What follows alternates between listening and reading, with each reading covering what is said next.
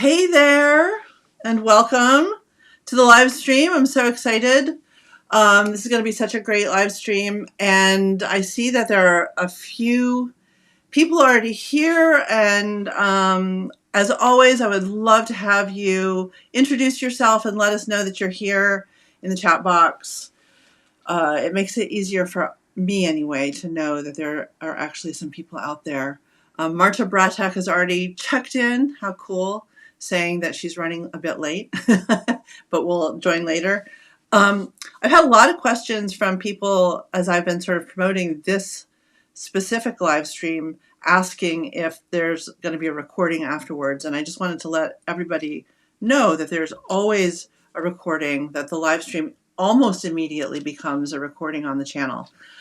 So here is Jane.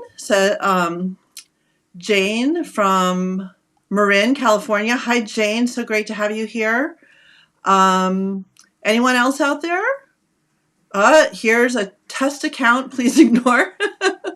That's great, with a fantastic, what do you call it? Icon saying, I'm listening. Fantastic. Kitty Litter Zen Garden. Hi, guys. Kay here. Nice to see you, Kay. Here's Haley Marie. Hello. I love all the work you do, and I'm so thankful for your efforts. Oh, thank you so much, Haley. That's really kind. Today I have something really special. Very, very exciting. Let's see. Jane says Joan is here. Jane or Joan. Anyway, nice to see you all. Great to have you here on the live stream. And I'm sure that you are here largely because, here is Kieran Walsh. Kieran from Brooklyn, fantastic. We have people from all over the place.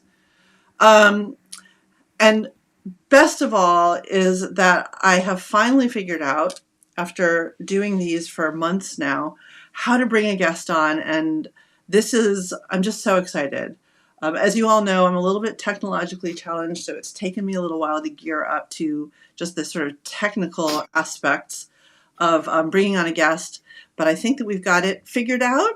And my very first guest is my friend and colleague, Jessie Meadows, who some of you may know as Queer Vengeance on Instagram.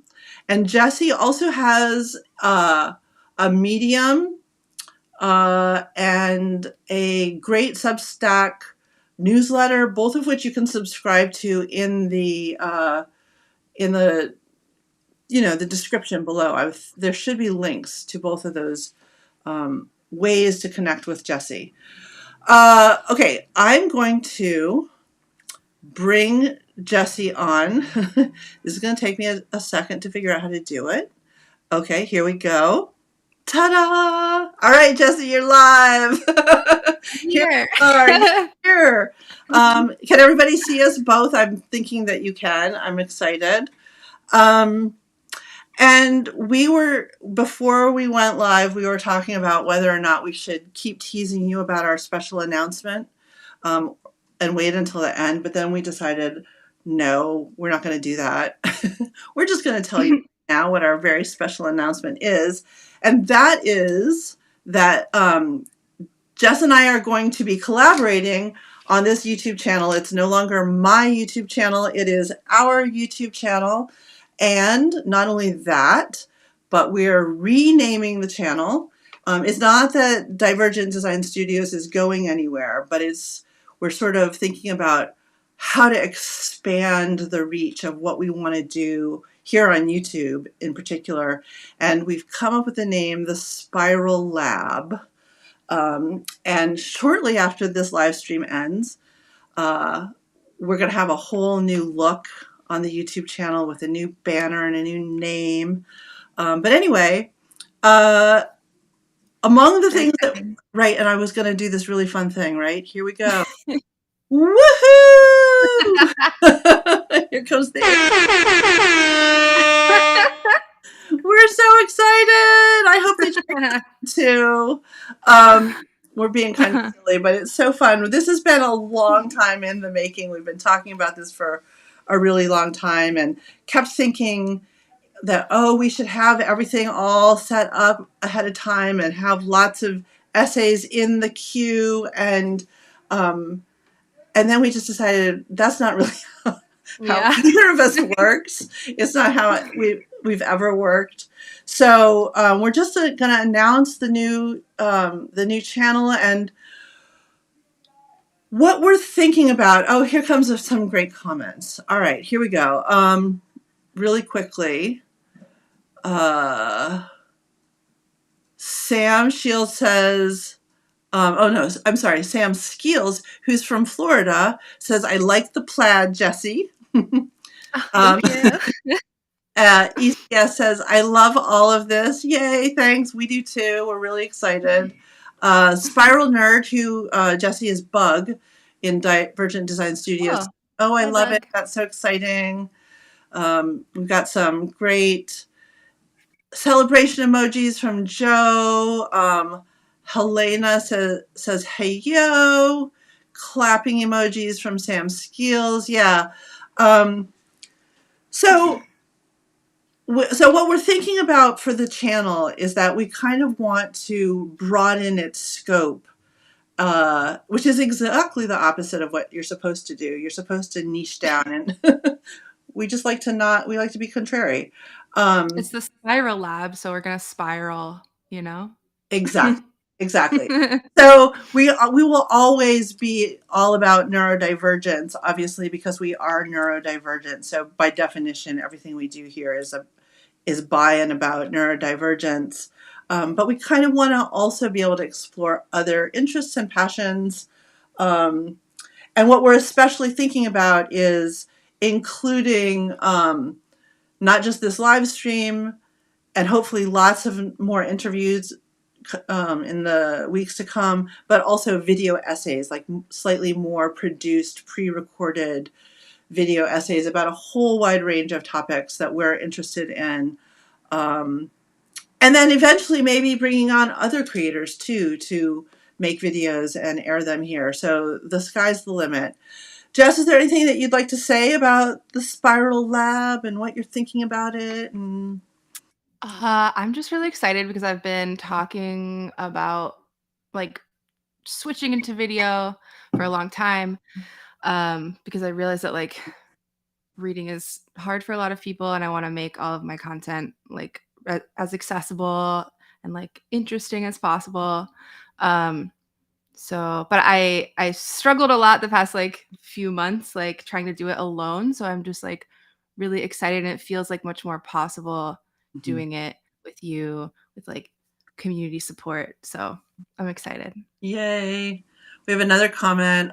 ECS is Quaker Emily in New York City, from DDS, Emily, and from the Divergent Design Studios community. So hi, Emily. Thanks for clarifying. I always forget that that's your handle. All right. Yes, speaking of accessible content, I know that you do a lot of writing. You're a writer and an artist.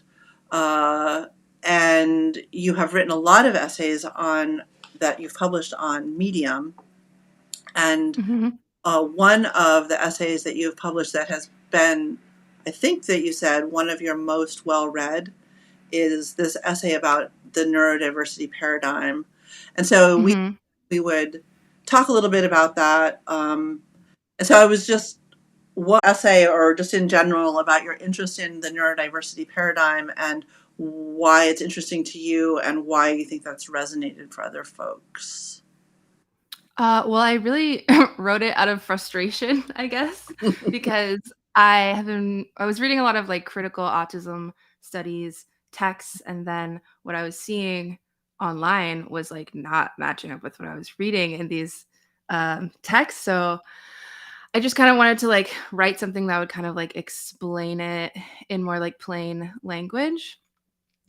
So I got really like annoyed by like a Forbes article that was talking about like neurodiversity in the workplace, but they were basically just like using the word neurodivergent as like a euphemism for like disorder words. So instead of saying like autism or ADHD, they were like neurodivergent or like neurodiverse conditions, which like didn't make any sense to me because um the it's still kind of like firmly in the pathology paradigm.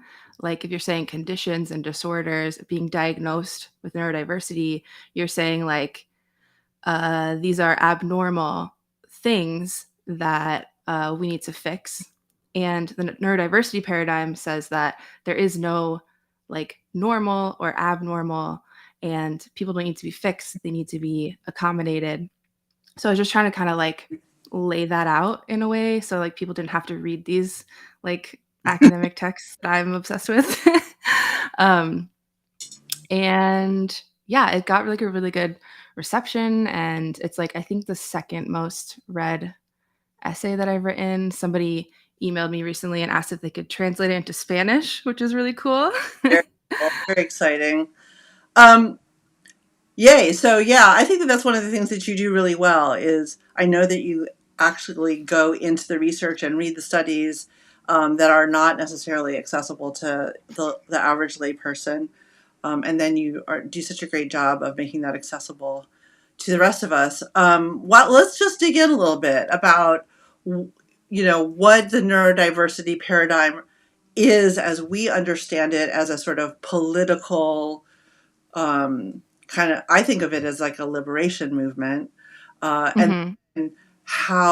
what are the ways that it's sort of getting co-opted and chipped away at and depoliticized. But maybe just starting out with like, what is this neurodiversity paradigm?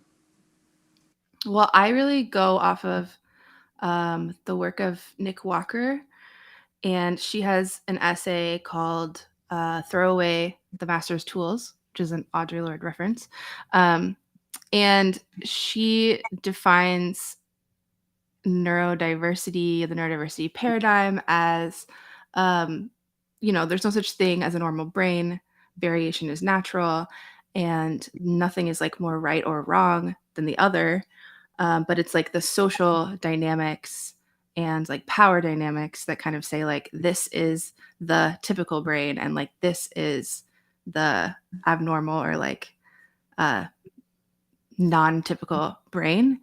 And I feel like a lot of people think about this in like a biological way, but the paradigm is more of a social Mm-hmm. um, kind of thing. Like it's not saying like there is a typical brain structure and then there is a neurodivergent brain structure. It's more about like who is supported in society. And it's these people that like kind of align with this like ideal of neurotypicality, but aren't necessarily like they have a specific typical brain structure, if that makes Right. sense. Yep. Yep. Yeah, and I think that like one of the things that this raises is something that I'm getting really interested in is just the whole construction of normal, like what is normal, right, and normality, Hmm. and I think that I have been sort of startled in my own reading lately to learn that even just this construct of normal is a fairly recent one, and that in many ways, again, I haven't read enough, and I'm not conversant enough to like really cite my sources here, but I understand that this sort of contemporary understanding of there being a normal kind of way of being human is pretty recent, and that it kind of is connected to statistics, actually, to like the sort of mathematical field of statistics. Hmm. Are you with that? Hmm.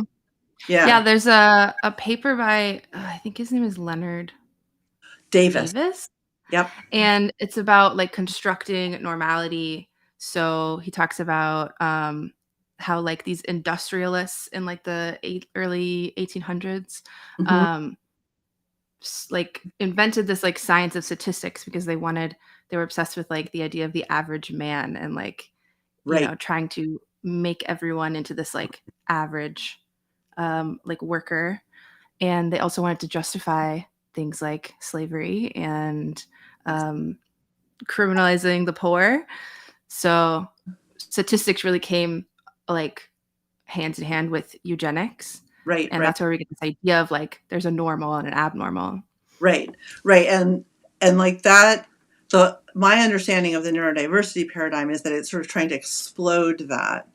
It's not just like, I think that the way that the neurodiversity is getting used in the way that you're critiquing in your essay and that we're critiquing here is still centering sort of normality around this like largely mythical neurotypical human being, right? But that there is this sort of norm, and then we're gonna like through our benevolence and also to increase our profits, we're going to welcome a few other types of abnormal people who diverge from this norm into the fold, right? And Mm-hmm. and I think of that as being sort of the definition of an industrial complex, right? Like purporting to kind of help, but in reality, helping themselves and creating more need for the help that they purport to be giving. And Yeah.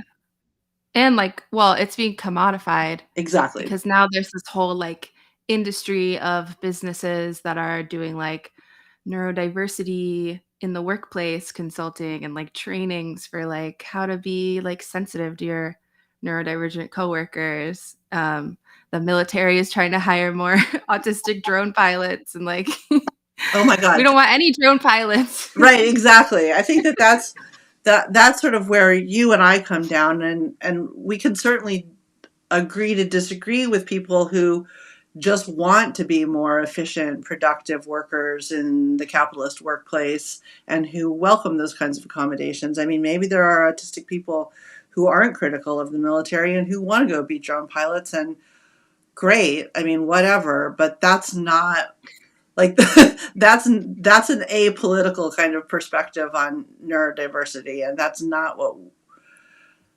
that's not what we're about here. Well, I think it is a political Yeah, you're perspective. It's just not our political political, right? perspective. Exactly. No, that's a great point. Great point. Like everything is political, right? Mhm. Yeah, yeah. So what else? What else have you got up your sleeves? I think you were talking about also an article that you recently saw in Forbes. Oh, yeah. So it's called In Defense of the Medical Model of Neurodiversity, which, like, from my understanding of all this, doesn't make any sense.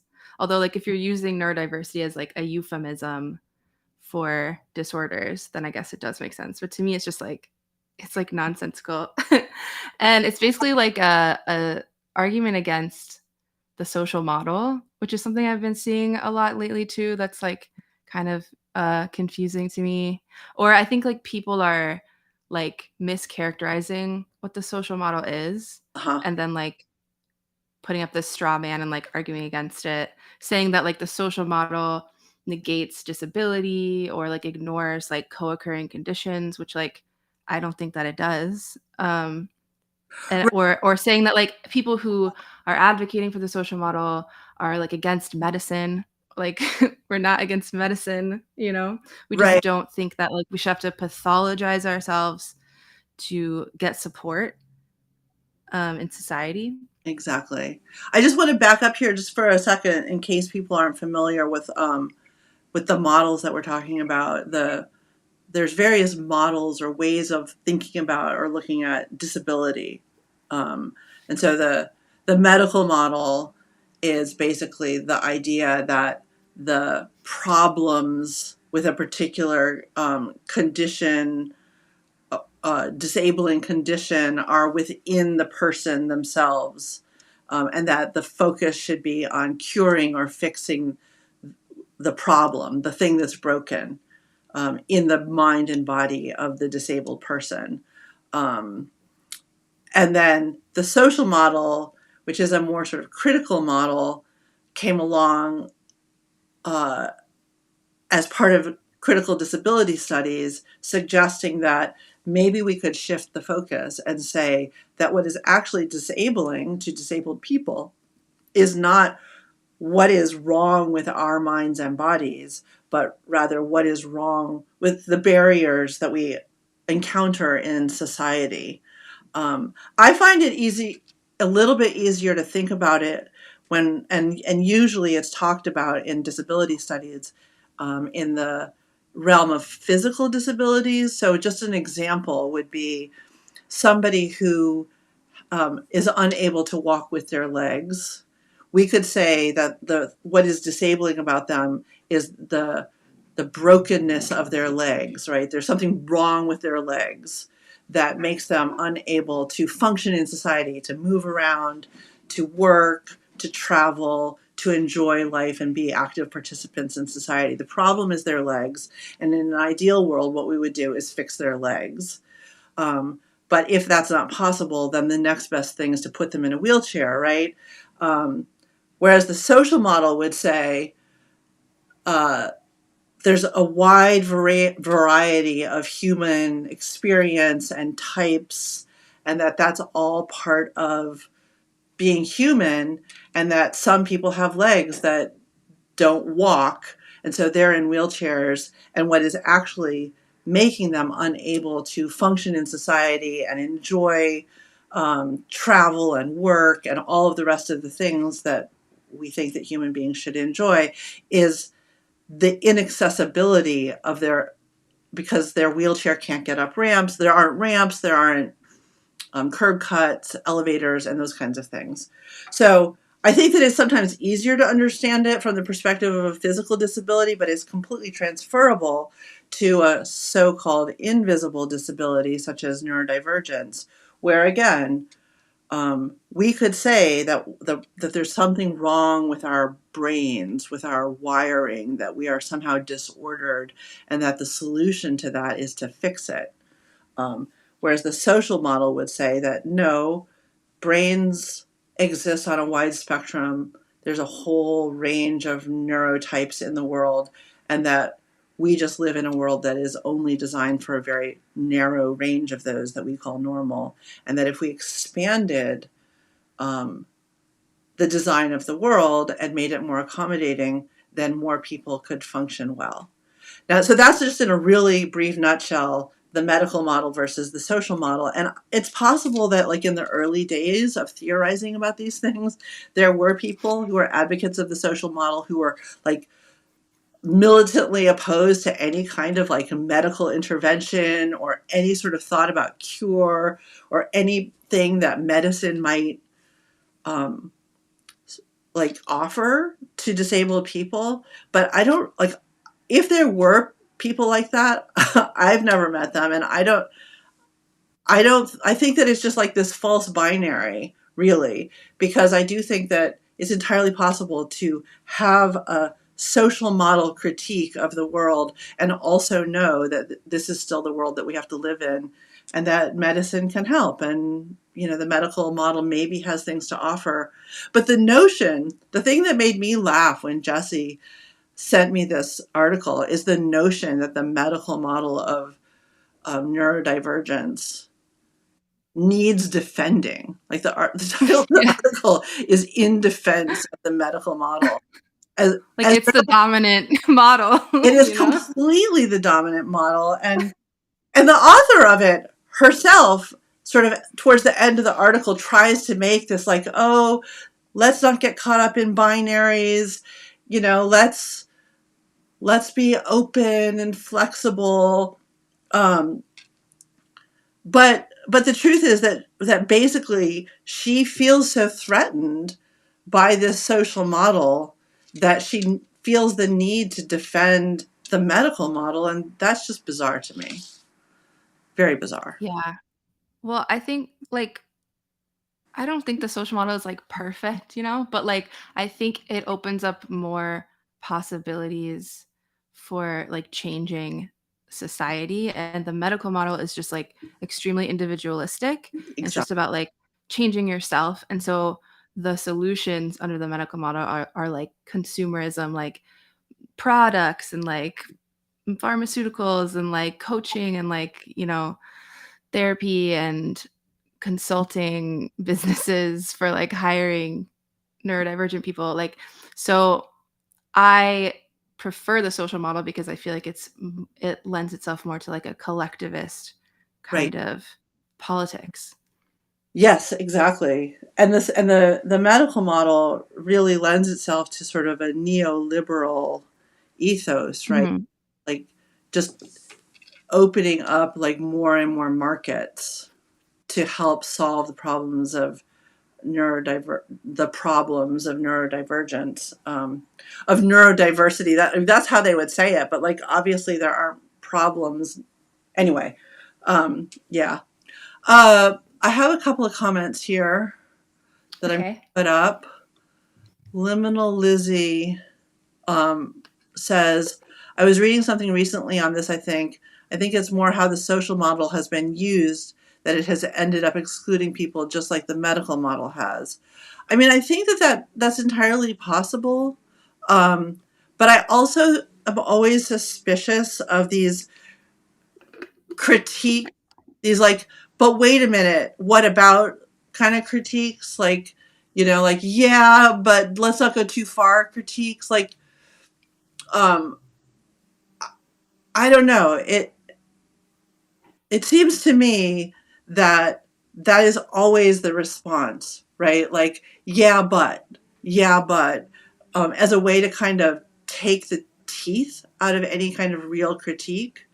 Um, I mean, the fact of the matter is that the social model doesn't really have the power to exclude anybody because it doesn't really have any power. I mean, except in our imaginations, but it's not like it's the dominant model. It's not like there's any society that is functioning entirely on the social model and therefore is excluding a group of people. Like it's entirely theoretical. To the extent that the social model is excluding people, it is theoretically excluding people. And I do think that theory matters. But anyway, do you have a thought about that? I That the social mean, model has been ended up excluding people just like the medical model has. Like that's a critique that Lizzie has recently read. I guess I just would like want to know like who or like how like who that's referring to. I don't know. Right. Yeah. Yeah. Um, Sam Skeel says if you've ever seen the movie Cube, this makes a lot of sense in that movie, especially. I'm not familiar with that, but I'm going to write it down. I will definitely take a look. I'm gonna Google it. There you go. Just can Google it while I'm. Ooh, sci-fi horror, my favorite. That's cool. Okay, I'll watch it. All right. Marta Bratek says I'm interested how neurodivergent versus non-neurodivergent will function in off-grid, fully sustainable community. Marta, if you're still here, if you could expand on that a tiny bit, because I'm not completely sure I understand what the question is, but I'd love to talk about it once I do. And if any of the rest of you have comments or questions, thoughts of your own, as always, please put them in here. Jess and I would love to talk about them. Oh, here Regan says, I was told growing up that there's, quote, nothing wrong with you, and we as your family will always help you, but it is your responsibility to try not to make it anyone else's problem. Yeah. So basically, we're here for you, but you need to also pull yourself up from your bootstraps, right? and Regan Yeah. says that they're trying to unlearn this. Mhm. Yeah, I think that's hard. We talk about like interdependence a lot, and how like we have all this shame about like needing people, but it's fine to need people. Everybody needs people. Exactly. And I don't think you always have to like every problem always has to be only your problem. But I do think that we often get this sort of mixed message, especially from our families, right? Like on the one hand, Mhm. always be there for you, but on the other hand, you also need to just like suck it up and get it. Yeah. Well, but that's just what we're taught. Like that's like at least in America, that's our like whole like ideology about life. Exactly. And I guess this sparked in me the thought that I think that my critique of the medical model is precisely that, what Jess was just saying and what Regan is alluding to, which is this notion that that the problem is an individual one, right? Mhm. Not, of course, there might be individual solutions that come from medicine that could be helpful to individuals, but um, it it seems to me that there is no need to defend the notion, at least in this country, that we already think of these problems as individual problems that need to be solved at the individual medical um, level, like that the, that paradigm needs to be defended is just again absurd to me, and that this It's woman like felt the need to write an article in Forbes about it. It's just strange. Like you have it's to like want an article that's called "In Defense of Capitalism." It's like we don't need to defend that. We have right it already. in the Wall Street Journal, right? Yeah. Yeah, yeah, yeah. All right. Well, tell me some more about some of the rest of what you're thinking about, either this or any of the rest of the work that you're working on right now, Jess. Well, there was something else that I wanted to bring up, which is the money model of disability that I recently found out about from an essay in a Substack called Blind Archive. And it's like not very well known because it's Marxist and it's by this woman, Marta Russell. And she was like very critical of the like liberal disability rights movement, which is all about like inclusion and like, you know, what we're talking about, like getting neurodivergent people hired at corporations is like the end goal. And she was like, no, no, that's not the end goal for me. So her money model looks at how like disabled people are commodified and like industries are created to like profit off of disability. So she talks about like the like elder care industry and there's another paper that I think was inspired by her idea called Autism Inc., which is about like the autism industrial complex. So like all of these like ABA therapy companies and like testing companies and like everyone who creates like the assessments and like psychiatry in general, like all of these like are part of this industry that like profits off of autism and like autistic people Mhm. themselves. And I thought about this because a lot of the articles I've been seeing lately are talking about neurodivergent people as like an untapped pool of talent. And in Marta Russell's book, which is called Capitalism and Disability, it's like a collection of her essays. She talks about this in like the 90s in Business Week. There was like an article that was talking about this large and growing block of Americans who are hidden keys to profitability. And it's like basically the same thing that they're saying in like these recent articles in like Forbes and like the Harvard Business Review. There was another piece that I found. And I think that's something that we don't like often think about as like uh, disabled people are a source of profit also. And Mhm. like if we can't work, like there are still ways that like capitalism can like profit off of us. Yeah, by commodifying our needs and our disability Mm-hmm. to Mm-hmm. more and more products and services to cater to them. Um, yeah, I mean the irony is that we could never afford those products and services, but they figure out ways, don't they? Mm-hmm. Well, this essay in Blind Archive talks about like how the disability rights movement has kind of grown along with like the charity industrial complex, Uh huh. and how this kind of like has depoliticized the struggle and made it just about like representation, Right. um, which fits completely in with like capitalism. Like capitalism can totally just absorb that and like keep going, you know? It doesn't like challenge that like power at all. Yeah. Yeah, I think that at the heart, what I think that what you and I agree on, and what a lot of people in our community and probably in the audience right now would agree on, although I'd be very interested in hearing from people who don't.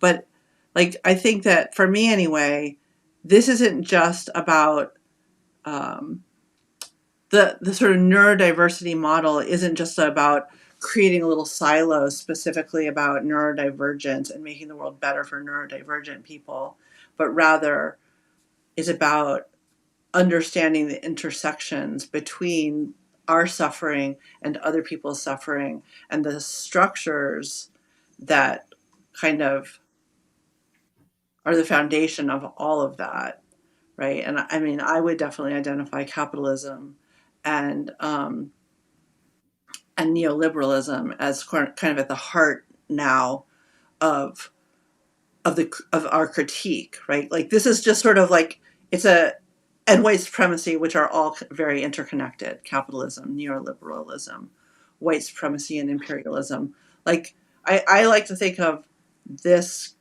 neurodiversity paradigm as one avenue into a critique of those larger issues. Um, Hmm. and I do recognize that there are people who don't share that critique, right? Who are very who actually want to just fix their neurodivergence so that they can participate better in capitalism. Um, which again, I'm happy to just agree to disagree with people like that, but I just wanted to clarify that like that this is a different agenda than that. Yeah. Hmm. Yeah, and I think like what's good for neurodivergent people is just good for people in general. Like, um, there's the book Divergent Minds talks about like interior design that is like autistic or like sensory friendly, but they it makes the point that like that is good for everyone. Like, soft lighting and like like spaces that feel like safe and like quiet, and there's lots of like trees, like all that stuff is like good for everybody. And Mhm. so yeah, it's not just about like making the world better for people who have specific diagnoses. Like to me, it's about like making the world like more humane for everyone.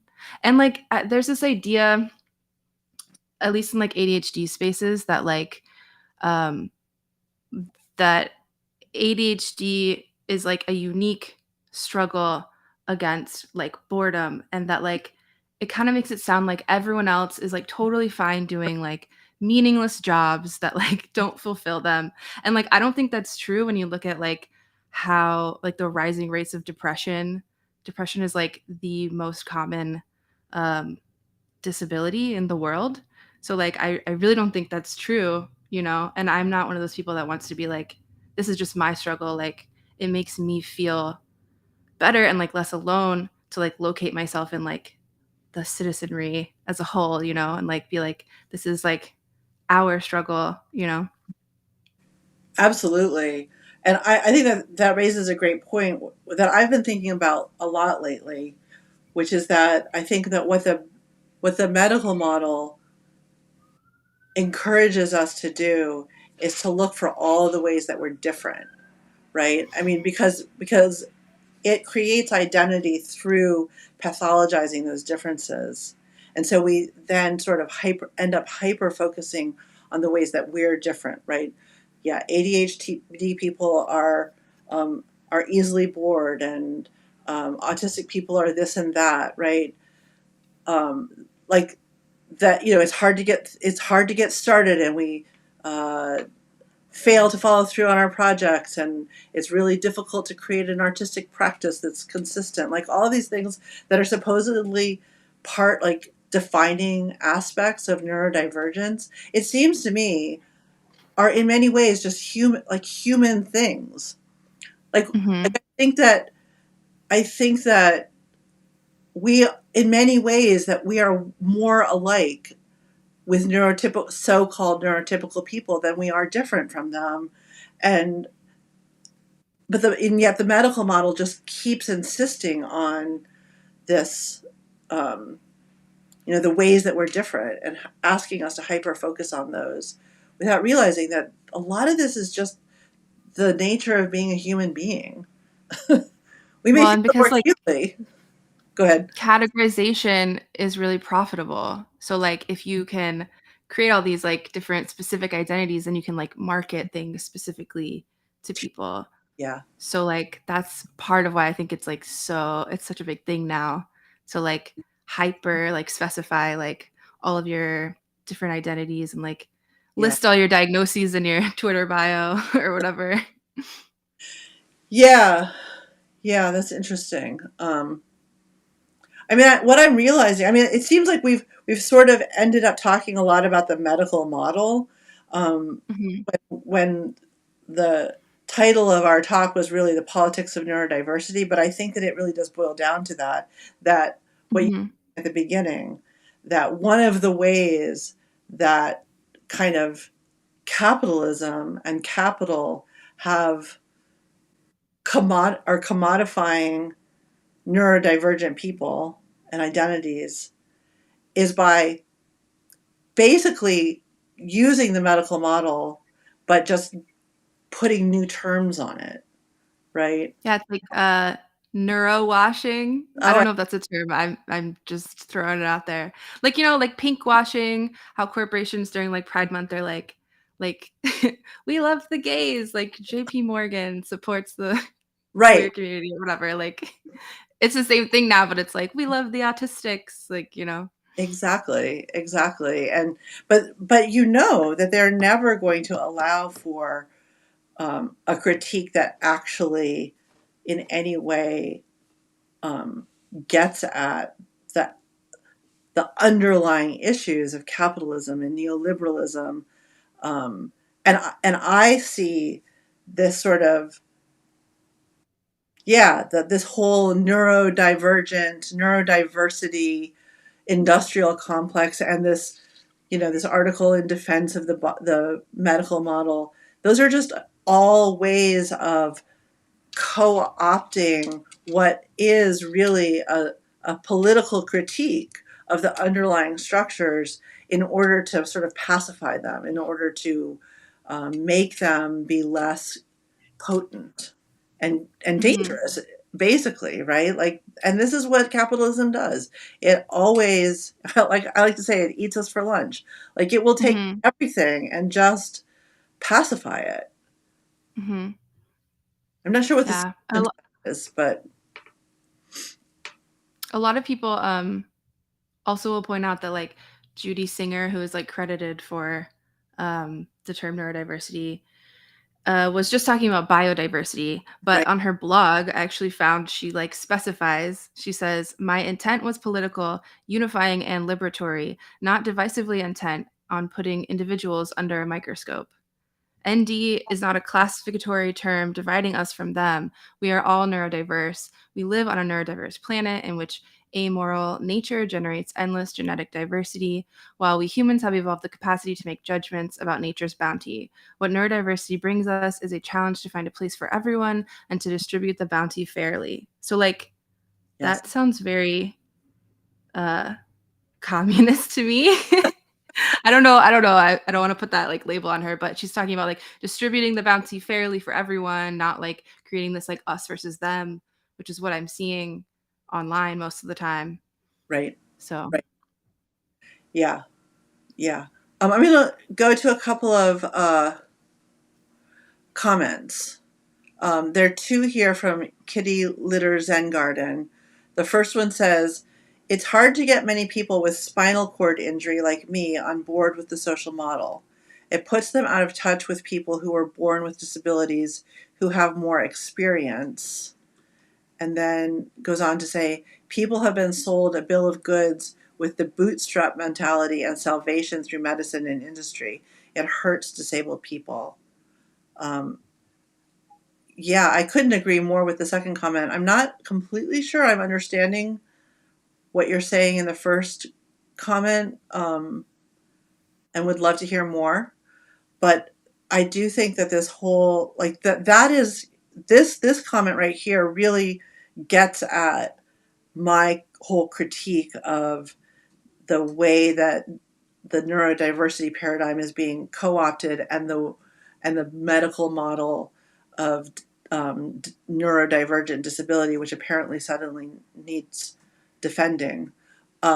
Because I do think that at the heart of both of those things, the co-optation of neurodiversity, the pacification of neurodiversity, and the defense of the medical model, is still this notion that the problem primarily lies with individuals, and therefore the solution is going to primarily depend on curing individuals, or even like I think that like in some of these industry initiatives, like I suspect that J.P. Morgan or whoever it is that is like suddenly on, or the military, say the military is not, Microsoft. Microsoft, like I don't think that they are intending to change the entire culture of their organization or their industry to be more humane to everybody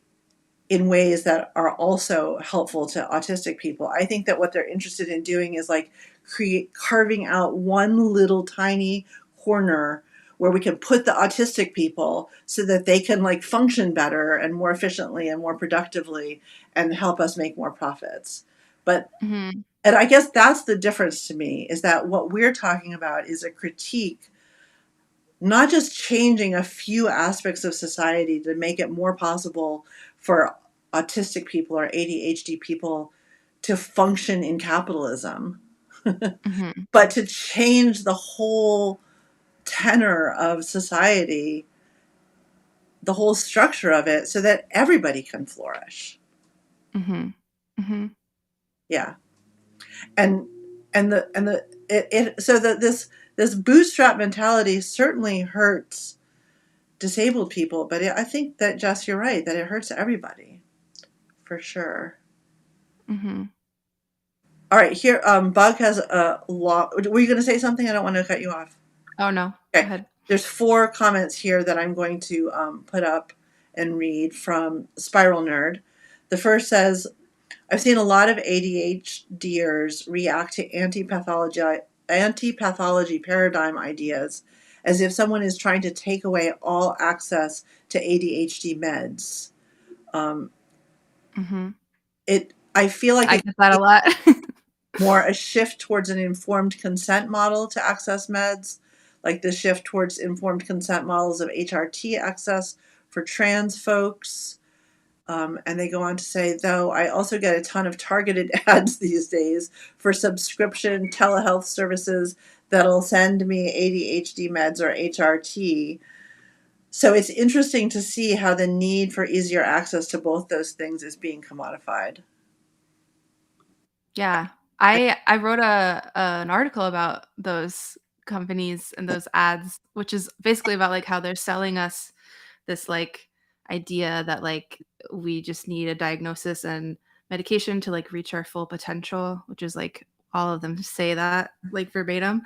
Um but yeah, I agree, cuz like I think of meds as like a tool and like not something that's like balancing my brain chemistry, but like if I need help focusing on a specific task or like doing a specific job, I can like take this tool and it will like help me do that. Um so I definitely think like an informed consent model would be great, where we could decide like which tools we want to use and like how, instead of being forced to be like pathologized and like take on this like medicalization of our suffering. And not only that, but I just read actually at Jess's. I'm just trying to see if I. Oh no, I only have it on Kindle. What is the name of that history of psychiatry that you had me read? Oh, mind fixers. Mind Fixers, right? It's a great book. Hmm. Highly recommend. I'm still sort of digesting it and trying to take some notes on it, so I can't speak super um, eloquently about it. But it was really like, I'm just somebody who feels like I have some understanding and critique of this, and like a little bit of an understanding of the history of it. But even I was just like really startled, first of all, by how much psychiatry has been in the pocket of the pharmaceutical industry right from the start. Like all Mhm. all of the experimentation, all of the breakthroughs, the medical breakthroughs, they have all been um, completely profit driven by Mhm. the pharmaceutical industry right from the beginning, like from the 20s and 30s, you know?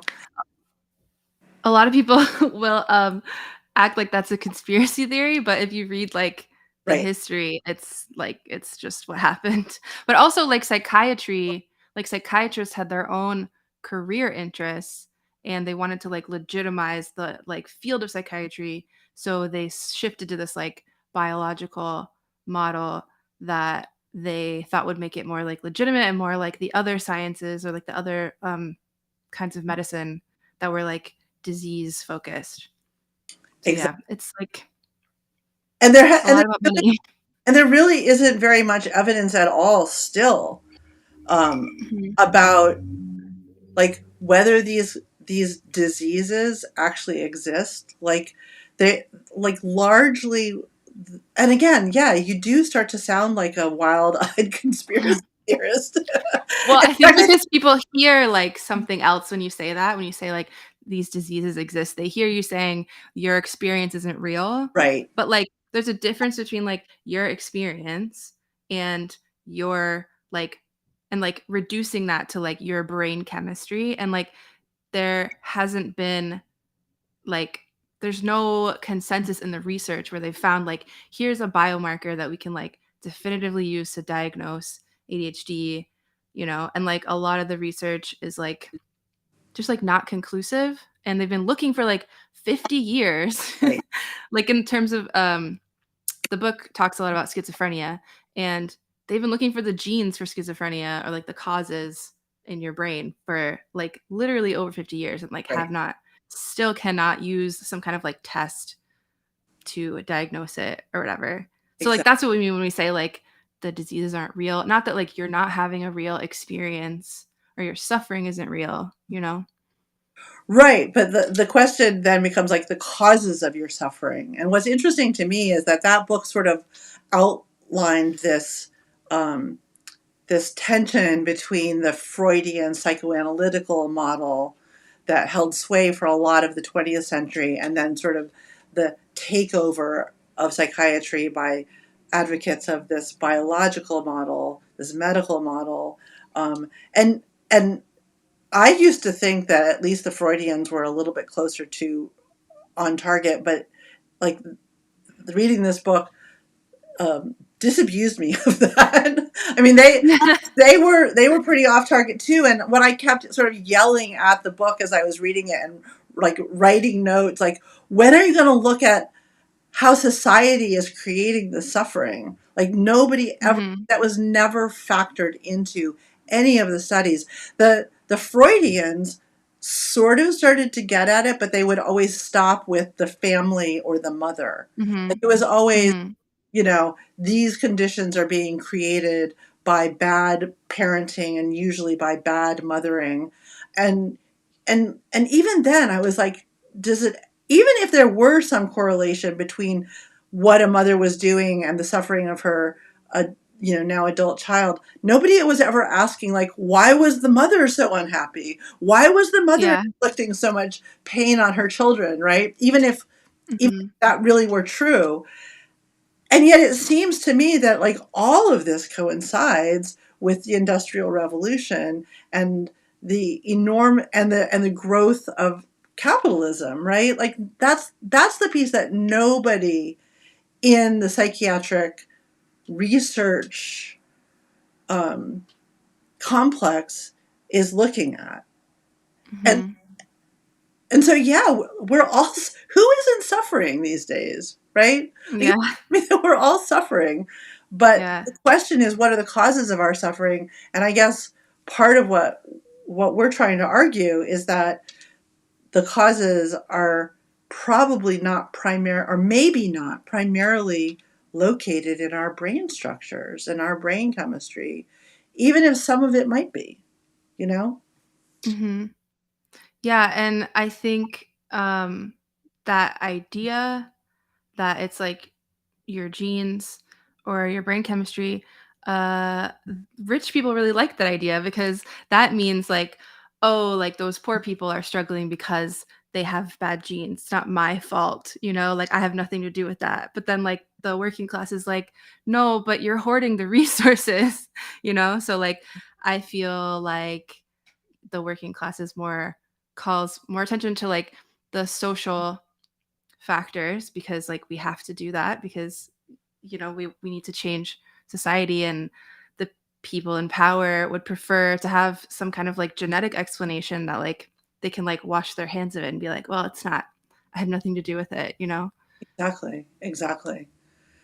Yeah, like there's like the causation there's often causation attributed. Like poor people are poor because they lack these qualities. They're not hardworking enough. They can't focus. They're not strategic. They, won't do all Mhm. the right things that they are supposed to do, and then that gets pathologized often, right? Mhm. Nobody ever asks if like maybe people are those things because they're poor. Like Mhm. being Yeah, and eligible there's a to be poor and like being poor causes you not to be able to focus very well, causes you not to be able to be strategic, causes you, mhm. like yeah.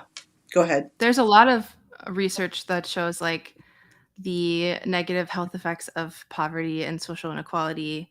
Like we know that. And also there's a book by Robert Sapolsky called Behave, where I haven't read the whole thing, but I read some of the parts about like genetics. And he Mhm. talks about how like poverty like trumps genetics. Like if you're born into like really awful poverty and you're struggling, like it's gonna affect like the way that your like cognition Right, develops. So like acting like that is just something you're born with is like not true because our genes like react to our environmental conditions. right. They're not like a static code that like doesn't change. Yeah, absolutely. Absolutely. That sparked a thought that I've now lost. Oh, I guess I was just going to say that um, yeah, the research is out there, but it's not being paid attention to by the people who are doing the like pharmaceutical research or the psychiatric research. Like they're just not paying attention to that, and the reason that they're not paying attention to it is because there's no profit in it. There's nothing to commodify from Mhm. research that tells us that poverty is what causes distress, right? Like Mhm. the only solution to poverty causes distress is to end poverty, and Yeah. and that's like the antithetical to capitalism and neoliberalism. So they have to come up with another answer to it, and Mhm. and yeah, and I'm not saying that like individual scientists who are doing this research hate poor people and are like actively ignoring this other research, but it does seem to me that part of what I want to do, what I'd like to see this critique do, is to get those people to consider that there might be other sources and causes of our distress. Mhm. Although Mhm. I haven't seen a lot of luck in that. Um, because as you said, people have their careers vested in this stuff. It's not just the financial, Yeah. but it's also their reputations and their, you know, Yeah. Yeah, like Russell Barkley's not gonna turn around and just be like, "Oh, actually, I was wrong. All the books I wrote were wrong," and like. yeah. Well, and like bringing up Russell Barkley, I had somebody recently leave a comment somewhere saying, "I don't understand. Like, yeah, I knew he was a libertarian, but I don't understand why that matters in your critique." And this is precisely it. That it is self-reinforcing. His political values reinforce the ways that he conceptualizes executive function, and his concepts of executive function reinforce a society that aligns with his political values. Like they are mutually reinforcing. Everything is, I guess that's the point, is that everything is political. Um, Well, there's the like scientists like to think that they are not political. They're like unbiased and like objective, but like that's just not true. Like Right. Exactly. there's like yeah, there's a bias in everything that's human, you know? Right. Right. I'm going to look and see. Oh, there's some more. Oh, I always forget that the comments scroll and that I need to scroll them. I'm going to put up a few comments and read them. Jenna says, Jesse, Neurowashing is exactly it. So many ads now. Industrial complex everywhere. Yeah. I had somebody recently accuse me of being, or of seeming like a wild-eyed conspiracy theory for using the term industrial complex, but like it's a real thing. uh, Yeah. Yael says, this description of neurodiverse as a lens and not a separate identity mirrors what I've been thinking about being non-binary, carrying it beyond personal identity to the conception of gender itself. That's super interesting. And Yael goes on to say, incredibly interesting, all of this. Thanks so much for your insights. I'm going to stop there for a quick second, Jess, because I've been thinking a lot about like transness and non-binariness, and thinking about that. I mean, obviously we think about it in terms of gender, but the potentials for that kind of framework to expand beyond gender. And I wonder if you have thoughts about that. I mean, to me, like it's just kind of like an opting out. You know, I don't wanna if people ask like my gender is, I'm like, yes. Like, Yeah. I don't know. Yeah, I think that what Yael is, I'm going to put it back up. Uh, this description of neurodiverse as a lens and not a separate identity mirrors what I've been thinking about being non-binary, carrying it beyond personal identity to the conception of gender itself. Yeah, and I guess that's sort of what I've been thinking about. That I feel like trans people have given us a gift through in the lens of transness itself, right? The non-binary people have given us a gift, a conceptual gift in the whole Mhm. idea of being non-binary that can be translated into other areas as well, for sure. For sure. Well, like what you said about like neurotypical being like the it is kind of like an invisible norm, but it was like constructed to be that way and like cisness also Exactly. like was something that was like constructed. So yeah, I could see like parallels there. Yeah. Um, oh, Kitty Litter Zen Garden, I think, is responding to my request that they expand a little bit on what they had written about spinal cord injury. And they say people born with disability have more experience with discrimination and concurrently with community from necessity. People who have been injured later in life and become disabled are socially distanced from them until they read. Yeah, okay, I get what you're saying there. I do think that. Uh, so what they were saying was that a lot of people who have spinal cord injuries are resistant to this social model because they still think of themselves as being selves in individual selves who are now broken, as opposed to thinking in a more social and communitarian sort of way. Um, Emily said, oh, this is one of four as well. I love this, that people are telling me how many there are. I think part of what's tricky here is the overlap between neurodivergence and traits connected with trauma. Yes. Many of us ND folks have serious developmental attachment trauma in addition to um, the trauma of being ND in this world. I wish we had better ways of talking about healing that warrant healing, shame, fear, dissociation, and their consequences, and celebrating what is intrinsic to us, spiral time, nonlinear thinking, etc. I don't always know what the difference is.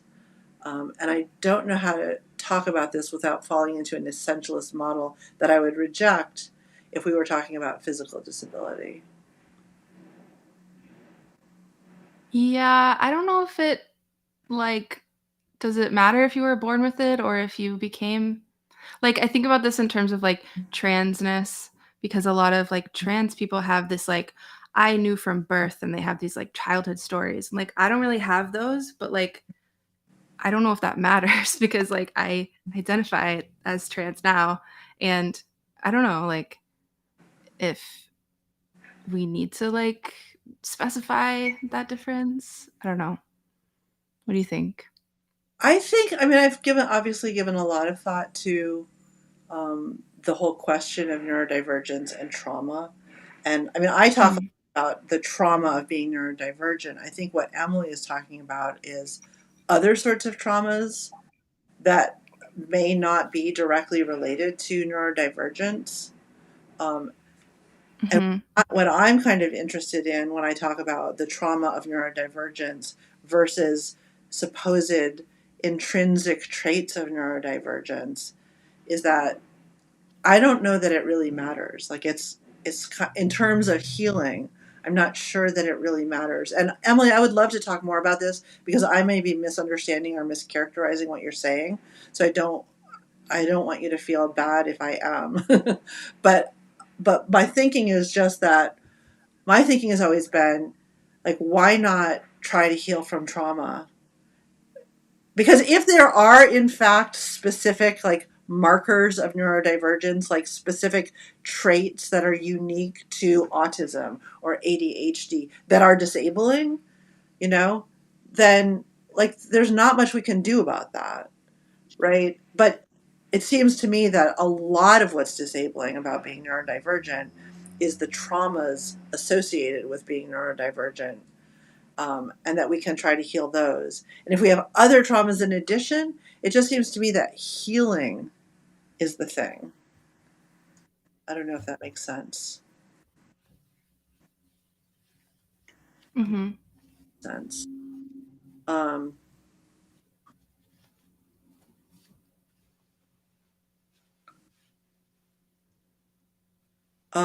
Emily, I think, is going on to explain. I'm writing from the point of view of an ADHDer frequently debilitated by fear and shame in ways that have contributed to my ADHD diagnosis. Right. See the connection, Mhm. shame, and executive dysfunction. Right. Exactly. I guess that's what I'm saying is that maybe there's something unique to the so-called ADHD brain, to the way it's wired. Oh, and as Jess has already pointed out, there are no actual biomarkers to point to describe or classify or identify the ADHD brain. But even if there were, why not just focus on um, healing the traumas that have caused so much of that executive dysfunction? I don't. Does that? Are you thinking about a comment, Jess, or are you just taking it in? Yeah, I'm thinking. Okay. Shall I keep going with the comments? Okay. Yeah. Okay. I didn't want to talk over you.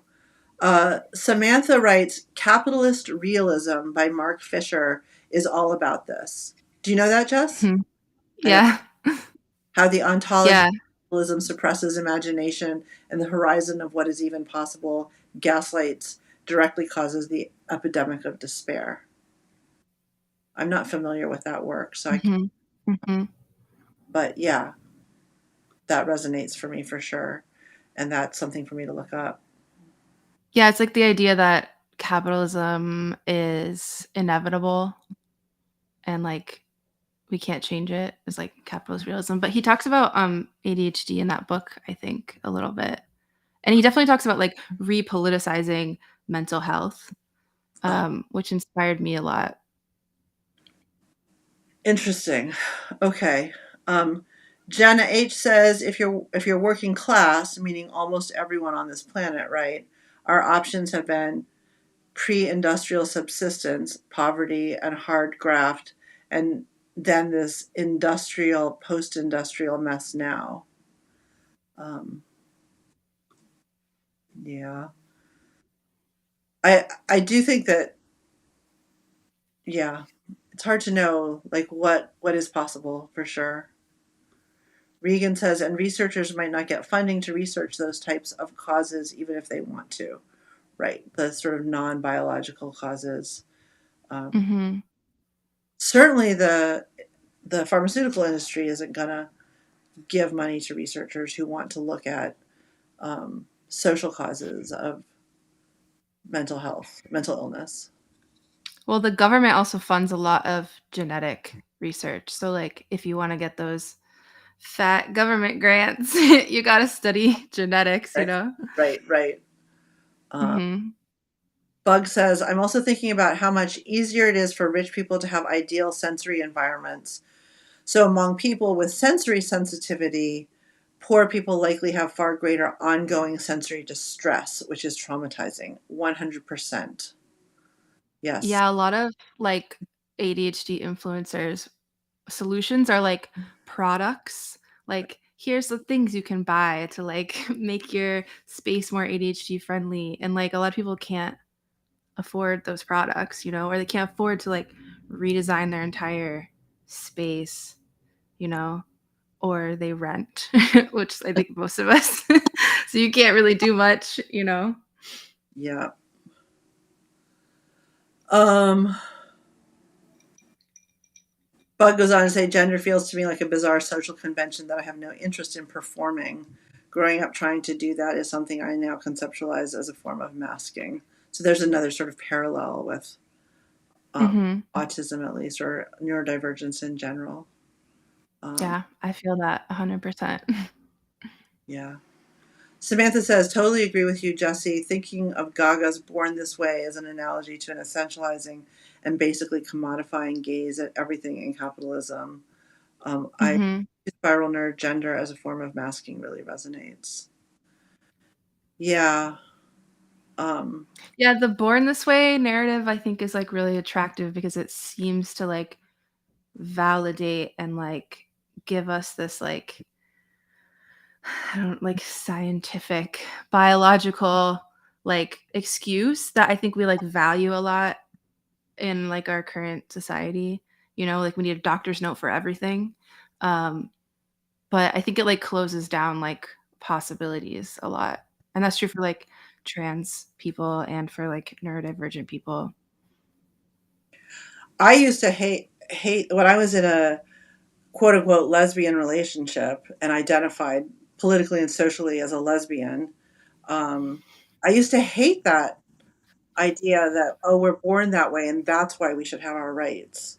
Because I know Mhm. that I'm not born this way. Like, I do have choices. I could choose to perform heterosexuality and heteronormativity, and I choose not to, and I still want my rights. Thank you very Yeah. much. You know? Yeah. And, there's a book by Leslie Feinberg called I think it's called Trans Liberation. And, basically they point out the stuff about, like, if you go with, like, the born this way narrative, then you have to be like, there's a gay brain and a straight brain, and then, Right. like, what does a bisexual brain look like? And, like and then you get into the territory of, like, maybe we can change these brains if we know, like, what kinds of brains they are. And, like, that's, I think, really relevant to, like, all like, autism, ADHD, like, all, like, neurodiversity stuff. Yeah. Because the goal is, like, to change like, the goal of, like, genetic research and figuring out, like, what parts of the brain are like, do whatever is to, like, change it, to, like, intervene. They talk Right. about, like, interventions. Right. And that's what they So use. I'm skeptical. I'm not sure if they're still talking about that, but I remember in like the 80s and 90s, certainly, there was all kinds of research about what makes you gay and what are the markers of being gay. And like lesbians have this finger is longer than other people, and like gay men Yeah. have a part of their brain that's bigger or smaller, whatever. And I was just always like, why are we spending, like, what is the point of this research? Like I mean, I do think that there's like it's interesting to know things about how human brains work, and but it is always political. Like the underlying quest is always, how are we going to fix it? Right? Like, Mhm. this isn't just curiosity. There's always Yeah. a eugenic purpose underlying all of that research, or most of that research, which is, how are we going to fix it?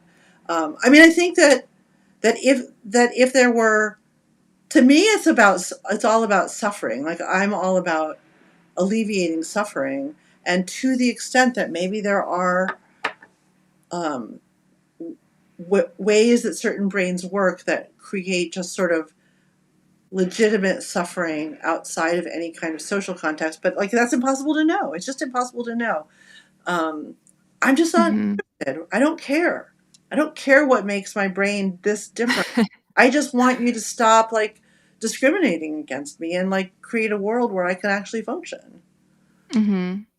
Yeah, I'm big on phenomenology, which is a big word for just experience, like the experience of consciousness. Because I Yeah. think there's all these like neuroscience studies where it's like we found what love looks like in the brain. We took a picture of love. And like that's just like so reductive to me because like for centuries, like poets and artists have been like trying to describe love. And now scientists are like, here's a picture of it. I'm like, way to like cheapen like the depth of human experience, you know? Well, and as though it actually gets at it, right? Like, what does that Yeah. picture? What does? Okay, yes, like, we are, like, neurochemical beings. Like, everything that happens inside of us happens through these mechanisms, but that doesn't reduce our experience, right? The phenomenon of Yeah. our lives can't be reduced to the mechanisms that create it, and Well, that's it's like if I showed you a picture of my brain in love, or I gave you a poem that I wrote when I was in love, like the poem would tell you a lot more about right, my experience than like the picture of the MRI scan, you right, know? exactly. So yeah, I'm always like more about like we just like describe your experience, like let's talk about like what's going on and like not be so focused on like what genes you have or like, your brain scans. Exactly. All right, we're coming up on 20 minutes past the hour, so we probably want to wrap up a little bit, but I'm going to put this last comment up from Jenna, who says, and quote unquote, changing the brain gives away the most about what a society covertly or overtly values. I couldn't agree more. Yeah, that's just what we were saying for sure. And then Samantha says, laughing my ass off, so much art, poetry, music out there, and all they care about is a fucking data point. Exactly. Yeah. That that about sums it up, because the data point can be commodified, right? Like, the data point can now be, like, if we can figure out what the neurochemical reaction Mhm. is, then maybe we can give people a pill that makes them Mhm. feel like they're in love, and then we can make them feel less bad about the actual material conditions of their lives. Yeah, it's like, Brave New World, Yeah, how they take all these different kinds of, like, pills to manage their, like, emotions and stuff. exactly. All right. Well, Jess, it has been great talking to you. Is there anything that you wanted to say that you didn't get a chance to say, or to sum up I at don't think so. all? Just Okay. that this was my first ever live stream, so I'm like I'm I said once that I would never do this, but, um, you talked me into it, so I talk you into it feels a lot, like, less scary to do it. it, like, Yeah, with exactly. someone, you know? Um, Yeah. It was fun. it has been fun. I've been so happy to have you here, and I imagine that this is the beginning of many more such conversations here on the Spiral Lab, which we're going to have to, like, pretty quickly get our new amazing banner that Jess made. I'm so excited about it. Um, and yeah, tell your friends. Uh, I was just going to really quickly sum up that I just sort of feel like the gist of all of this is, and it's been kind of clarifying for me in terms of what we want to do here at the Spiral Lab, which is that we want to bring a radical, critical, anti-capitalist perspective to lots of different things that are happening in society right now in the worlds of certainly neurodivergence, and there will be lots and lots of stuff still on neurodivergence, and also in in the areas of art and design and theory, and that not just critical perspectives, but I'm all about, and Jess is too, about also creating new ways of being, like trying to figure out like new ways of world building. Basically, I'm getting really interested in kind of Mhm. speculative fiction in that way, because I do think that what Mhm. we're trying to do is create a new world. It's all about world building. So there's going to be that too here at the Spiral Lab for sure. Um, Mhm. all right. Well, thank you so much, Jess. Spiral Nerds Nerd says thank you both. This was lots of fun. Can't wait for more. Same. And hopefully we're going to have some video essays out in the next. I'm loath to make any pronouncements about when it's actually going to happen, Yeah. but in the next couple of months, Soon. soon-ish, soon is a relative thing, we will actually publish some video essays as well as this ongoing live stream and lots more conversations. All right, well, thanks everybody. Thank you. Bye. Bye.